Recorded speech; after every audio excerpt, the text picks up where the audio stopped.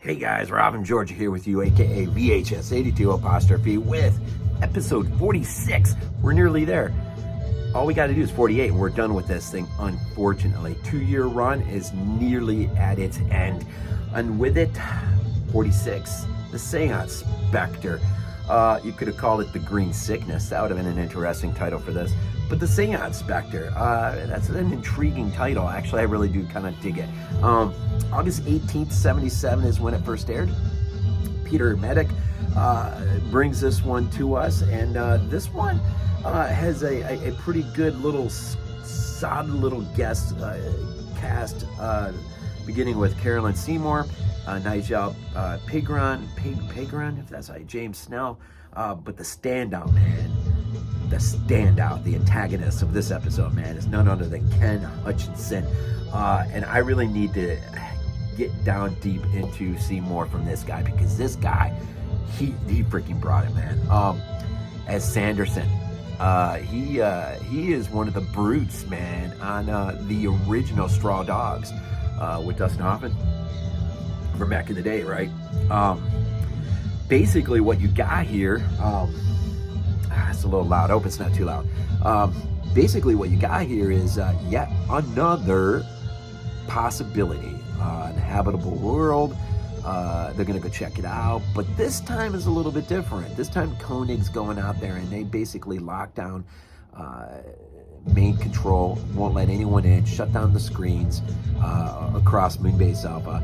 Really, they don't want to let people down again, you know, because they've had so many near misses, so many near opportunities, but along the way they've had opportunities actually to kind of anchor down, but they've decided to just keep wandering on. And so, you know, there's a decision made that will come back and haunt Koenig, and that is to basically lock everyone out of this until they know for sure and ascertain if this is a habitable world and this can be a new world for them.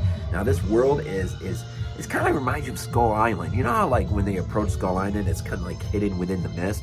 Well, this is kind of hidden within ultimately what is described as like a weather belt, right? And so there's initially there's signs of hope, but as we'll see, the world is not habitable at all, period. In fact, they're about 1 billion years shy of, if that's a workable number for you, it's not necessarily for me, but if that's a workable number for you, they're about 1 billion years too early in the process of this world developing. But Sanderson, the Ken Hutchinson character, who freaking, he was so much fun to watch. Dude has got these, like, well, he's into astral projection and he's into these weird seance things, and he's developing this, at least in his own mind, he's developed the ability to almost astral project outward. Him and this couple that are loyal to him, 2 guys and his girl. The girl is like really close to him, and they can kind of, you know, he, at least in his mind, thinks he can. Now, he is also on the main lead on the exploration teams. Whenever there's an opportunity, seeming opportunity, he's always out there first, checking things out. It's unfortunate we're just now getting to meet this character, but he's a guest character, right? So, so he is absolutely bent positive that this world that lies beyond this weather, this sort of weather belt thing, whatever, is a habitable island or a habitable world. And so he doesn't like the fact that Koenig has basically shut everyone out of it. And so while they're gone, him and his crew stage a minor sort of mutiny, take over main control or main command, whatever, take it over, stun everyone, and an attempt to do another seance to kind of astral project, I guess, outward and kind of get an idea. Now, Koenig, they find out that this world, ultimately they find out the world is bad news. Well, they also know something bad is happening. And so they've got to stop what they're doing, come back, ultimately regain control of Command Center, get Sanderson under lock and key, or at least in Helena's control. That won't last long. And they realize that they are on a collision course. Here we go again. A collision course with this uninhabitable or inhabitable planet and they got to come up with something fast, or they're all going to die.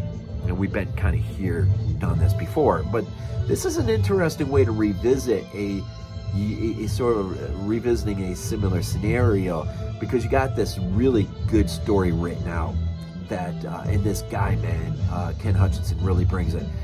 And his want and ability to basically hijack Moonbase Alpha, even at Moonbase Alpha's peril, even if it means they'll be destroyed in the end. It's his vision, and his vision alone. He must see it through. But ultimately, the cracks in the ice, man, start to appear, and by the end, those closest to him will start to kind of step back a bit. And but he's in it for the end, man. He is in it for the end ride, right to the very end. And it's, I would say, there's an extra normal sense of tension built up, because you know someone's going to die. You're not sure really who, and you're at the end of this run, right? So I'm in the back of my mind, I'm just thinking, dude, how sick would it be if Koenig died? Like, really died. It's not to be. I'll leave it, who does, although you could probably ascertain from all I've already said already. There is ultimately a struggle for control at the very end. And ultimately, you are leading up to mere seconds before. What the plan is set up one of their nuclear depot areas and basically triggered to go off, and so create a similar effect that we saw in the pilot episode of Year One, and hopefully move the trajectory of the moon so it won't hit this planet. So this is the struggle. Now, you do get to visit this world, and you do get to see how desolate it is and how poisonous it is, and there's no way it's a habitable place. But you're not going to convince Sanderson of this. And so there is a real struggle over just... And the thing that's interesting is Koenig is almost for a moment willing to almost entertain Sanderson. Almost. He never really quite sells out, but at least for a moment, I thought that was an intriguing bit of acting that he did that I sort of caught on to. I'm just trying to think. I really don't have anything written down. I'm just looking at my paper one, hoping maybe another thought comes to my mind, but I can't really think. It's pretty much the story in a nutshell, but I'm saying I really dug this, and I've said this a couple times. This really is in the top 5 of favorite episodes of at least Year 2, top 10 of the 48, maybe. I really dug this. I think, for me personally, Ken Hutchinson really sold it as sort of the very sane loon who has so bought into himself that he's not going to be detracted from his own vision, even if it means losing those around him. He is going to see it. Sounds like Thanos in a way, right? He's going to see it through, even no matter what the cost, because he believes he's right.